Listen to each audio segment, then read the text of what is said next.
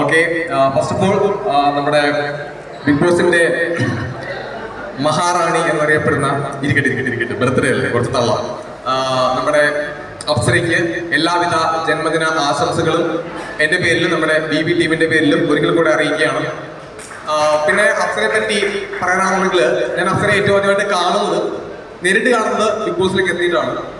അപ്പൊ ഞാൻ ഫസ്റ്റ് ഡേയിൽ ഞാൻ ഓൾറെഡി ബിഗ് ബോസിൽ പറഞ്ഞിട്ടുള്ള കാര്യമാണ്, അപ്സരയെ പോലെ ഒരുപാട് ഫെയിമായിട്ട് നിൽക്കുന്ന ആൾക്കാരെയാണ് ഞാൻ ഫസ്റ്റ് ഡേ തന്നെ കാണുന്നത്.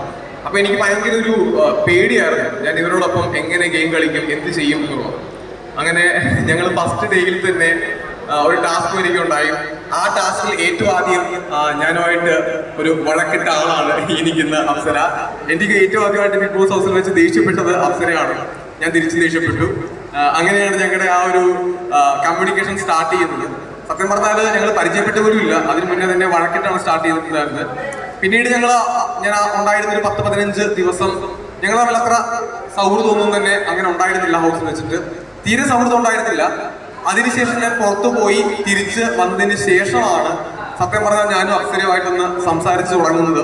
പിന്നീട് ഞങ്ങൾ നല്ല സുഹൃത്തുക്കളായിട്ട് മാറി.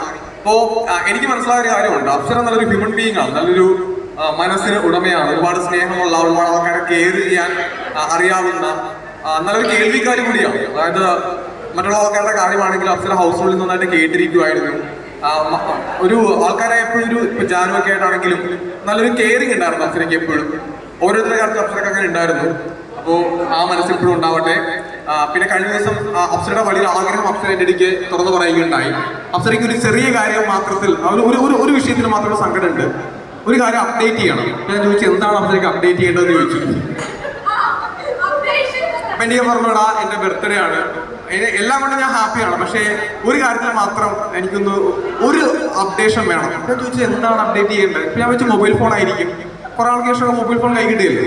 അപ്പൊ എനിക്ക് പറഞ്ഞോടാ അപ്ഡേറ്റ് ചെയ്യേണ്ട ആൾ എൻ്റെ കൂടെ ഇരിപ്പുണ്ട്, ഞാൻ മടുത്ര, എനിക്ക് ഇതൊന്ന് മാറ്റിയെടുക്കണം. അപ്പൊ ഞാൻ ചോദിച്ചു അപ്പൊ എനിക്ക് പറഞ്ഞു എടാ ആൽബി ചേട്ടനെ ഞാൻ മടുത്ത്, എന്തായാലും TV ഇറങ്ങിയതല്ലേ, ആൽബി ചേട്ടനെ മടുത്തിട്ട് ആൽബി ചേട്ടനെ അപ്ഡേറ്റ് ചെയ്ത് വേറൊരാൾ എടുക്കണം എന്ന് എനിക്ക് പറഞ്ഞിട്ടുണ്ട്. എന്താണ് അതിനെ പറ്റി ഇങ്ങനെ ചുമ്പാട്ടാ? കാരണം ഞാൻ പറഞ്ഞ എന്താ അറിയോ, ഞാൻ അത്യാവശ്യം ഏറിനൊക്കെ താഴെ വന്നു. അപ്പൊ എൻ്റെ അടുത്ത് നിന്നെ എന്തായാലും ഞാൻ ഏറെ കയറ്റെന്ന് പറഞ്ഞു. ഏറെ കയറ്റെന്ന് പറയുമ്പോൾ ഞാൻ ഇങ്ങനെ പ്രതീക്ഷിച്ചില്ല. അല്ല എനിക്ക് അങ്ങനെ പറഞ്ഞിട്ടുണ്ടായിരുന്നു. സിജോജന്റെ പ്രസംഗം കഴിഞ്ഞു, മതി, അടുത്താള് കഴിഞ്ഞു പോ. അടുത്തതായി റസ്മിൻ ചേച്ചി, റസ്മിൻ. ദൈവമേ, അടുത്തതായി നമ്മൾ രതീഷ് സ്വാഗതം ചെയ്യുന്നു. രതീഷ് ബ്രോ.